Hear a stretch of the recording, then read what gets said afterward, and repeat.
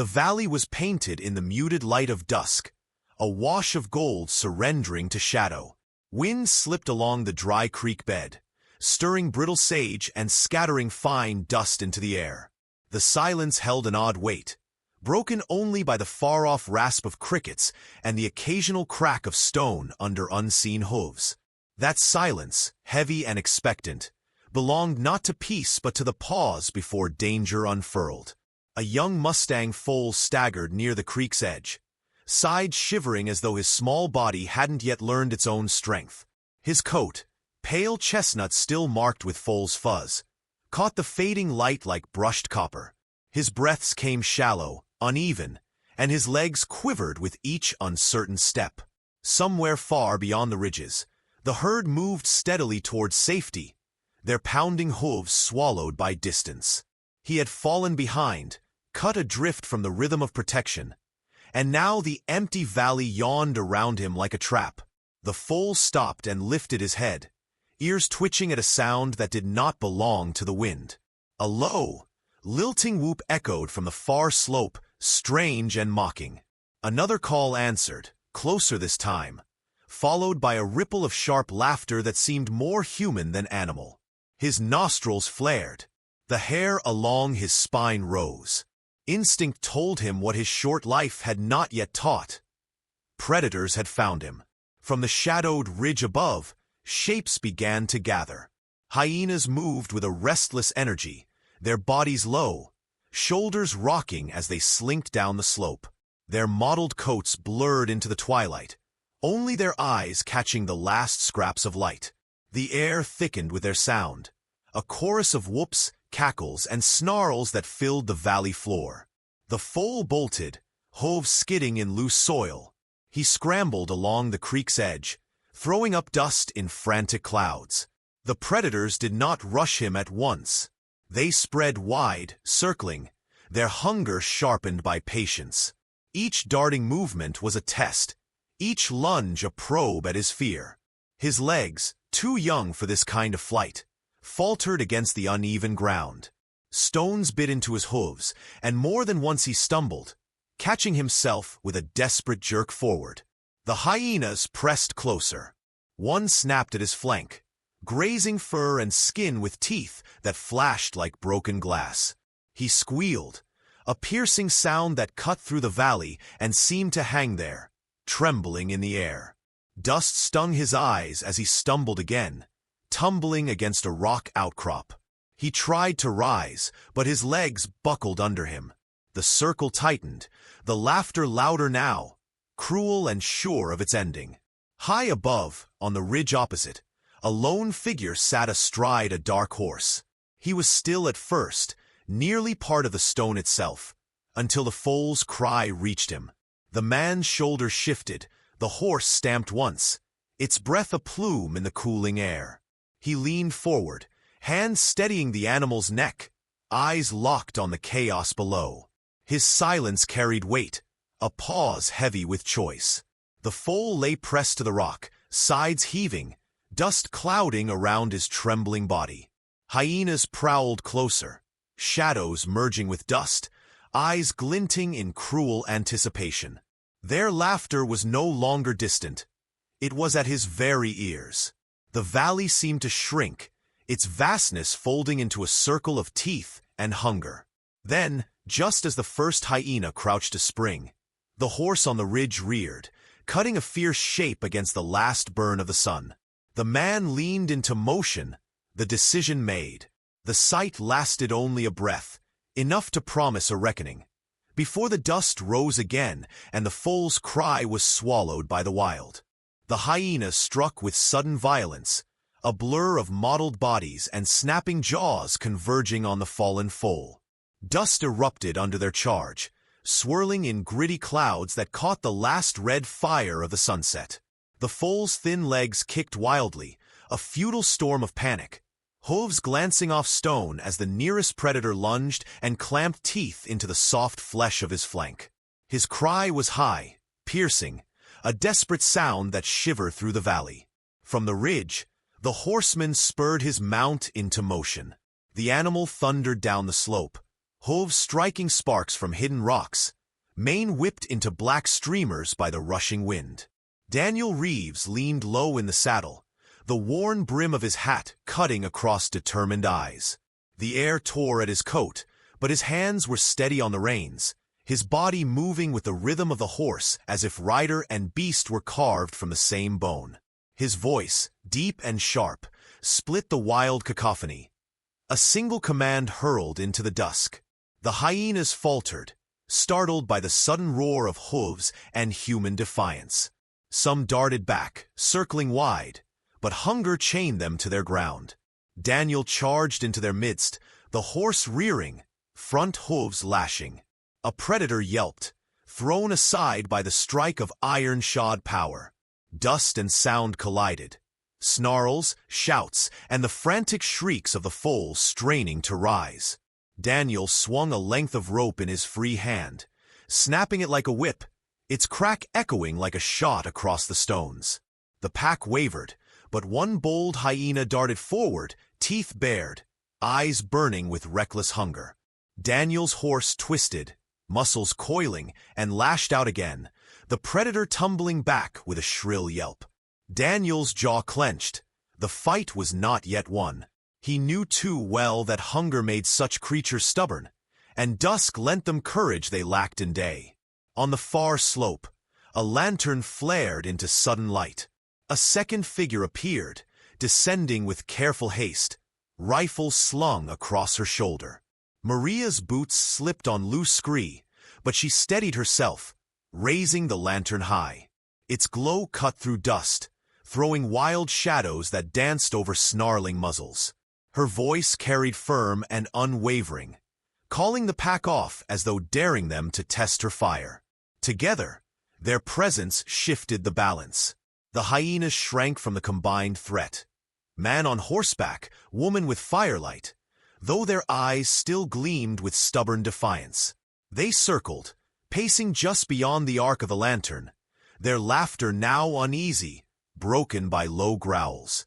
The foal, trembling, managed to push to his knees, blood streaking his flank where teeth had grazed him.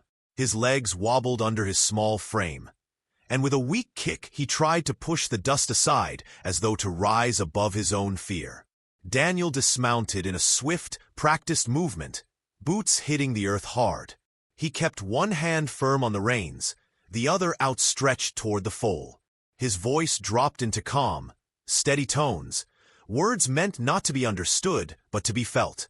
The foal's eyes, wide with terror, locked on him, drawn not to meaning but to rhythm. Daniel's breath slowed deliberately, a tether of calm for the fragile life before him.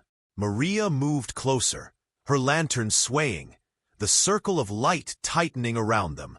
She kept the rifle angled but ready, watching the glowing eyes beyond the dust. "They'll come again," she said, voice low clipped. Daniel gave the smallest nod, not breaking his gaze from the foal. The predators had not yielded completely. Their shadows lingered at the edges, patient, waiting for the moment the humans faltered. The foal stumbled again, legs folding awkwardly beneath him. Daniel knelt, pressing his palm against the quivering flank. Heat radiated through hide and muscle, the heart beat fast as a drum. "Easy now," he murmured. For an instant the foal stilled, breathing shallow but no longer thrashing. Dust drifted back to the ground, the last cries of the hyenas fading into a tense stillness. Yet from deeper in the valley, another call rose, higher, harsher, a reminder that this fight was far from finished. Maria tightened her grip on the lantern, its flame flaring brighter as if in answer. Daniel glanced toward the sound, jaw set hard. The foal pressed against his hand, trembling but alive. The night had only begun, and the wild was not done testing them. The valley quieted, though the silence carried no peace. The hyenas lingered in the brush, their eyes catching the lantern's glow like fragments of broken glass. Their laughter had dimmed into low growls, pacing sounds that reminded Daniel and Maria the threat had not passed. The foal lay shuddering against the rock, ears flicking wildly, his breath too fast, too shallow. Dust clung to his coat, streaked with sweat and the faint mark of teeth at his flank. He tried to rise, failed, and collapsed again in a heap of trembling limbs. Daniel crouched, his hand steady on the foal's side. He murmured in low tones, voice pitched to soothe, not command. Each word was slow, deliberate, a rhythm meant to ground the young creature's panic. He remembered his father kneeling by a different Mustang years ago, telling him that wild things trusted motion more than sound. "Show steadiness, boy," his father had said. "Your breath is the bridge." Now Daniel let his chest rise and fall in calm measure, letting the foal feel it through the weight of his hand. Maria stood nearby, lantern high, rifle balanced against her hip. She kept her gaze on the shadows, jaw tense, every muscle primed. Her voice, though low, held the edge of reprimand. "You could have been torn apart charging in like that." Daniel didn't answer. His focus remained fixed on the foal, though the hard set of his mouth revealed he had heard her. She stepped closer, pressing the point. "One mistake, and we'd be burying more than a Mustang tonight." He exhaled slowly, a sigh that was half memory, half resolve. "I've buried one before," he said at last, words flat but heavy. Maria's lantern light flickered across his face, carving the lines of a man who carried scars no badge could heal. She didn't press further. His meaning hung between them, explaining more than any defense could. The foal shifted, ears twitching, muscles shivering under Daniel's touch. He slid his hand carefully along the trembling flank, avoiding the wound, guiding rather than restraining. The animal's heartbeat slowed fraction by fraction. No longer the wild drumbeat of panic, but the uneven rhythm of exhaustion. Daniel leaned close, murmuring again, and the foal's head sagged toward the earth as if listening. Maria adjusted her stance, scanning the darkness. The hyena's eyes burned back at her, patient, unblinking. "They're not leaving," she muttered. "They know he can't stand. They'll wait us out." The reality pressed heavy into the night air. A wounded foal in open ground was no more than bait for hunger that would not fade with dawn. Daniel stroked the foal's shoulder once, then stood, dust brushing from his knees. His gaze traveled the line of the valley, measuring distance against risk. "We can't leave him here. By morning, there'll be nothing left." Maria's brow furrowed. "He won't survive the walk back to the herd. His legs can't carry him that far." Her words were fact, not doubt. He glanced down at the foal again, the sight of fragile ribs rising and falling stirring something deep. A memory of failure sharpened into resolve. "Then he won't walk," he said. "We'll carry him." Maria stared, lantern flame reflecting in her narrowed eyes. She shook her head, not in refusal but in disbelief. "It'll slow us. They'll press harder when they see we're burdened." Daniel's reply came without hesitation. "Let them press. He doesn't die here." The foal stirred again, lifting his head weakly, ears flicking toward the voice that promised survival. The brush rustled with a new growl, closer this time, as one hyena crept near enough to test the line of light. Maria swung the lantern in a sharp arc, flame flaring brighter, pushing the predator back into shadow. Daniel tightened the rope in his hands, preparing for what he already knew. The night was not finished with them. Still, when he looked at the foal, he allowed himself a single whisper. "Not this time." Daniel tightened the rope against the saddle horn, testing the knot with a practiced tug. The foal lay close, sides still heaving, but his ears flicked toward the sound of Daniel's voice as if tethered to its steadiness. Maria kept the lantern high, the flame throwing ragged shadows across the valley floor. The hyenas had not vanished. Their eyes winked between the brush, restless sparks of hunger circling wider and then narrowing again. The night pressed in around them, and every rustle of grass sounded like the beginning of another rush. With a quiet grunt, Daniel slid his arms beneath the foal's belly. The young body resisted at first, trembling hard against his grip, But exhaustion dulled the fight. He heaved the foal upward, muscles straining, and laid it carefully across the saddle. The horse shifted beneath the added weight, snorting, but stilled when Daniel pressed a calming hand to its neck. Maria's rifle angled toward the shadows, her eyes following each movement with fierce attention. "They're waiting for us to stumble," she said. "We won't give them that." Daniel mounted in one fluid motion, settling into the saddle with the foal secured before him. Its small head drooped against his arm, breath warm and shallow. He felt each fragile heartbeat through his sleeve, and the memory of another heartbeat lost years ago burned fresh in his chest. He whispered to himself, more vow than comfort. Not this time. The first rush came sudden, 2 hyenas breaking from the brush with snarls that tore through the night. Daniel drove his horse forward, Maria's lantern swinging to blind the attackers. The horse reared, hooves striking, and Daniel lashed the rope in a sharp arc, its crack cutting through the frenzy. The predators fell back but did not retreat far. They regrouped, circling wider, the brush alive with movement. They moved together through the valley, each step deliberate, every breath measured against the weight of survival. Maria fired a warning shot into the air, the rifle's thunder scattering the nearest shapes into retreat. Silence rushed in after the echo, but it was brittle, certain to shatter again. Daniel kept his gaze fixed on the narrow line of rocks ahead, the path that would lead them to the ranger outpost. His jaw clenched with the knowledge that distance remained too long and night too deep.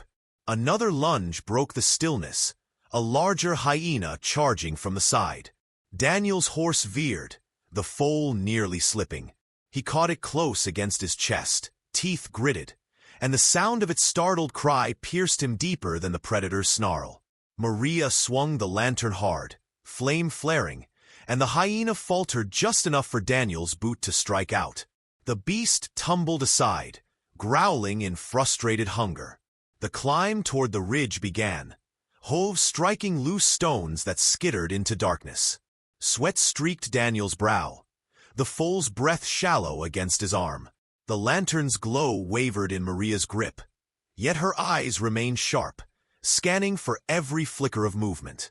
The hyenas followed still, but their pace faltered as the climb steepened. The distance stretched, cruel in its slowness, until at last the faint outline of the outpost broke against the horizon. Dawn pressed gently at the edges of the sky, the first gray lights seeping into the valley. The predators lingered below, reluctant to climb further into the open. One by one, their eyes faded back into the brush, leaving only the echo of their laughter carried on the wind. Maria lowered the lantern with a sigh, shoulders trembling with release. Daniel reined his horse to a halt, sliding from the saddle with the foal in his arms. They reached the outpost just as the first true rays of sun spilled over the ridge. The foal collapsed onto the earth, legs folding awkwardly, but its breathing steadied. Daniel knelt beside it, his hand pressed firm to its shoulder, the warmth of life pulsing beneath his palm. He let the silence settle, heavy but whole, before he spoke again, voice soft and certain. "Run free, little one." The rising sun framed the fragile creature in light, its head lifting weakly, eyes catching the dawn. For Daniel, the sight was both ending and beginning, a promise that some things could be saved after all.